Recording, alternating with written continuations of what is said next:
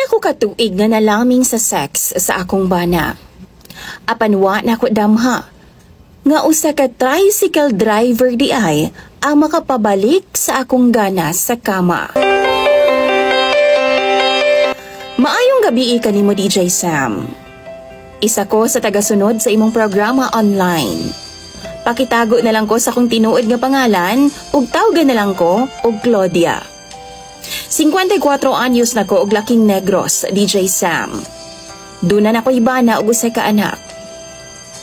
Dugay na pud mi nga minyo sa akong bana. 30 ka tuig na.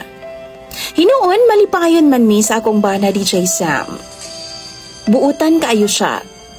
Nagaintrigo pud siya tanan niyang kita nga rikanako.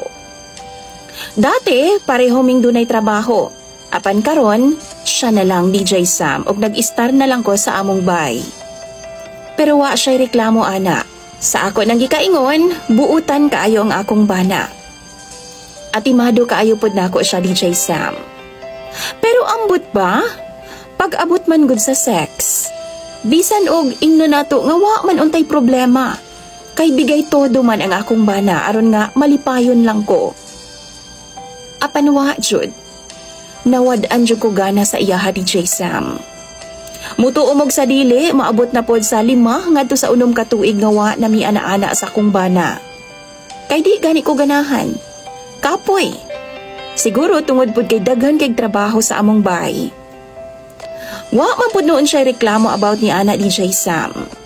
Kay ang importante sa iyaha, masunod niya kung unsa man ang ako ang gusto. Hangtod nga nakaila nako si Bert. Si Bert, DJ Sam, nag-drive ni siya og tricycle. Kana ganing nag-joke-joke raman unta mi DJ Sam, sungog-sungog, ana ba? Pero ambot, na-fall man ko sa iyaha. Doon na siya'y ka-live-in na partner DJ Sam. Pero mahimuot ko niya kay caring kay siya nako.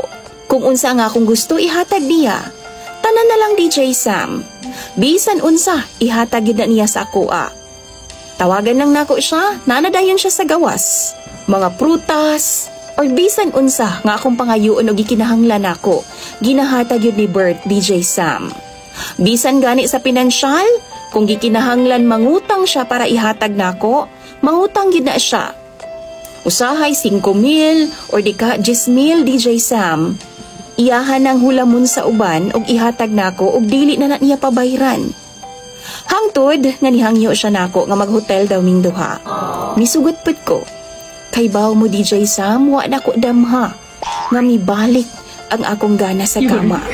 Dako magud kaayo iyaha DJ Sam. Tapos tambok-tambok pa jud kumpara sa akong bana. Kabalo mo, first namo ni Bert, mura jud kog na virginan. Ug lami gid kaayo DJ Sam. Lipay kaayo ko og satisfy kaayo ko sa iyaha. Ingon pagani siya, ganahan daw siya kay guot-guot daw DJ Sam. Makita na ako nga gutom kaayo sa sex si Bert. Og hawd pud siya mo romansa DJ Sam. Kaon gyud siya todo. To the maximum level gid na DJ Sam. Amot ba unsa bang pagkaunsaa nga pag-abot sa ako ang bana? Wa man gyud ko'y gana ug di gyud ko malamian niya. Apan si Bert, lahi ra jud. Ang dili lang nako gusto kay Bert DJ Sam. Kay dugay kay siya mahuman. Tapos gusto pagid siya kadaghan. Magpalpal pagid na siya. Alangan, manakit naman ako DJ Sam og binalik ni Bert. Napuwersa gid kog taman DJ Sam. Napay iyaha nga mura gid og bato. Kabalo mo DJ Sam, human ako matilawan si Bert. Siya na ang magbalik-balik og sulod sa ako ang utok karon. Gani nagaplano na pud siya DJ Sam nga magkita na pud mikbalik. Ambot ba? Mura naman hinuon ko giganahan og sex DJ Sam. O ganahan na kaayo ko ni Bert. Wa ako kasabot sa kong kaugalingon. Tungod kay na-excite ko sa sunod namong kita DJ Sam.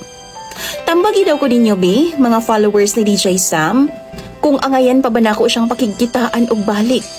Tungod kay ginapangita na manggod nako si Bert. Pero unsaon na lang ang akong bana DJ Sam. Pero tinuod jud na, wa na gyud ko'y gana pag-abot sa kama sa akong bana. Basahon ako tanan ang inyong advice sa comment section. Daghan kayong salamat. Imong follower, Claudia.